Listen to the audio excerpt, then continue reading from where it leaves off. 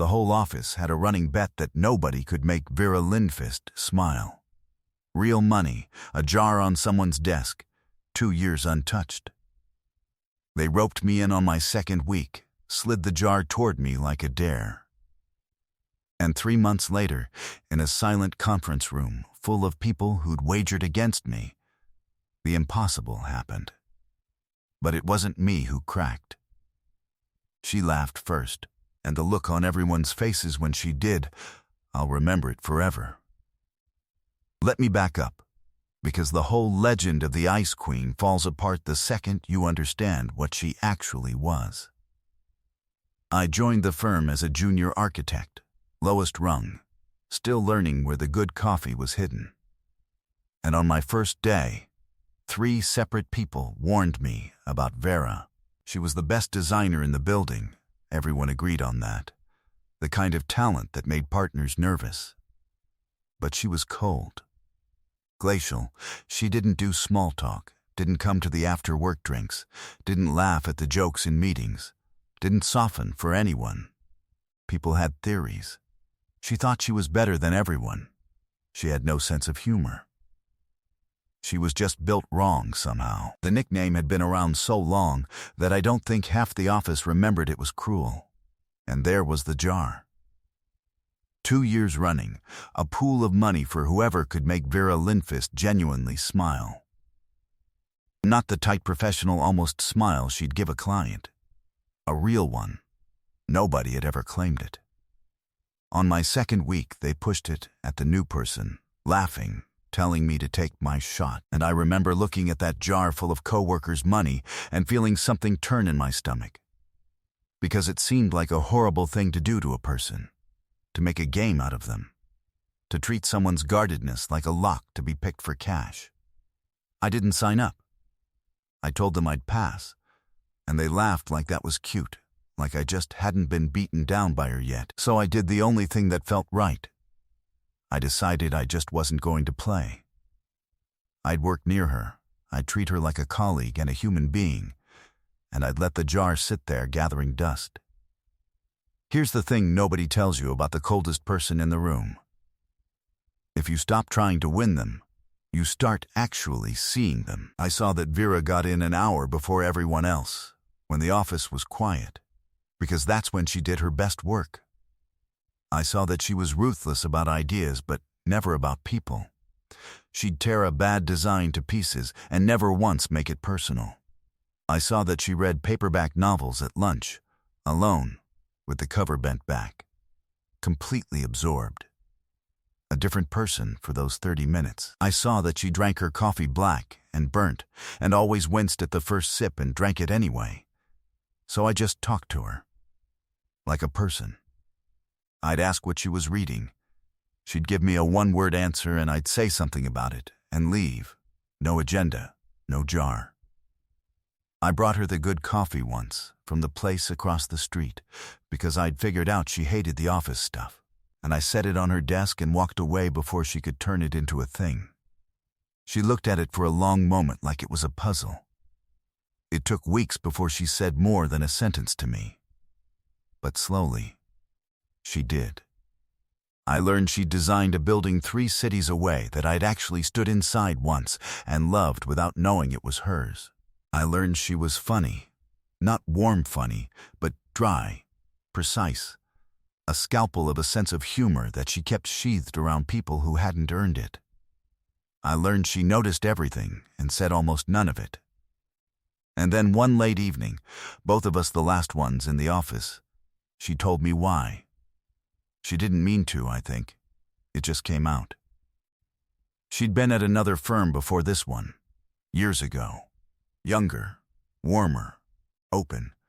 She'd trusted the wrong person, a colleague she'd considered a friend, and that person had taken her biggest project, her best work, presented it as their own to the partners, and gotten the promotion and the credit, while Vera was left looking like she'd contributed nothing. She'd been humiliated in front of everyone she respected. And when she picked herself up and started over at our firm, she made a decision. She would never again let people close enough to do that. She'd be so cold that nobody would ever mistake her for someone they could use. The wall works, she told me. Quiet. In the empty office. It's lonely. But it works. Nobody's taken anything from me in 6 years. And I understood the Ice Queen completely.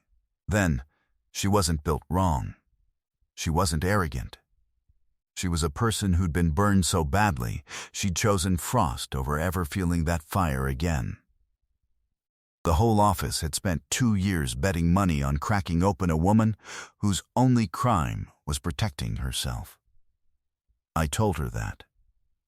I told her I thought the wall made sense, and I told her, because I'd stopped being able to not say it, that I thought the people who'd built that jar had no idea what they were laughing at.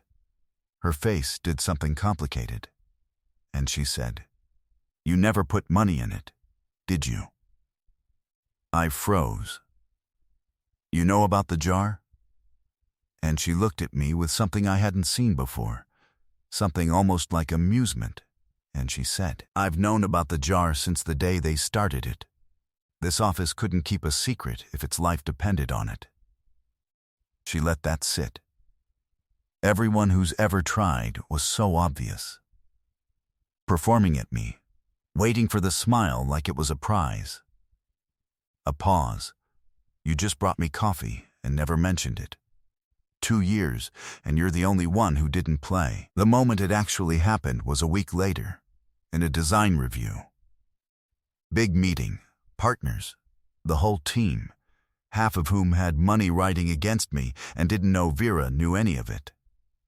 A senior partner was presenting, badly, and made an accidental pun so spectacularly terrible, so oblivious, that the whole room went into that painful frozen silence where everyone wants to laugh and nobody dares.